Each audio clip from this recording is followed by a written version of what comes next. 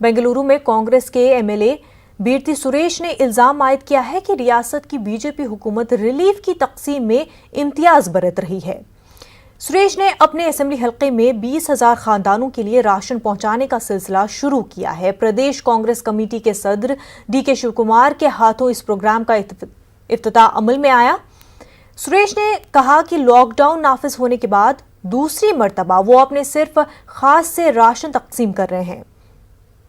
हल्के के गरीब और जरूरतमंद खानदानों में राशन पहुंचाया जा रहा है। मकामी कॉरपोरेटर और बीबीएमपी के ओपोजिशन लीडर अब्दुल वाहिद ने कहा कि रिलीफ की तकसीम के मामले में कांग्रेस के हलकों को नजरअंदाज किया जा रहा है।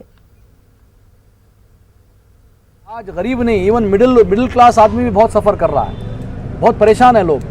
आगे चलकर क्या होगा पता नहीं, लेकिन गवर्नमेंट के अनुसार हमने जो गवर्नमेंट ने कंडीशंस दी है उसके हिसाब से हमने पूरा लॉकडाउन किया गया है। लोग हमारे समर्थन कर रहे हैं, लेकिन साथ साथ में मैं आग्रह करता हूं कमिश्नर हमारे बीबीएमपी और चीफ मिनिस्टर ताकि यहाँ के बेंगलोर के इंचार्ज मिनिस्टर हैं, आप प्लीज़ हर कॉन्स्टिट्यूंसी में इक्वली डिवाइड कीजिए, हर वार्ड में 5-5 हज़ार किट भेजें, तभी जाकर मैं समझता हूँ लॉकडाउन भी कंप्लीट होगा, लोग भी खुश रहेंगे और ये बीमारी को दूर करने का भी सभी हमारा लीडर सभी मिलके सेकेंड टाइम का डिस्ट्रीब्यूशन कर रहा है। आज से और एक 100 टन्स का 20,000 फैमिलीज़ को हम ये रेशन बांटने का ये कार्यक्रम आज शुरू किया।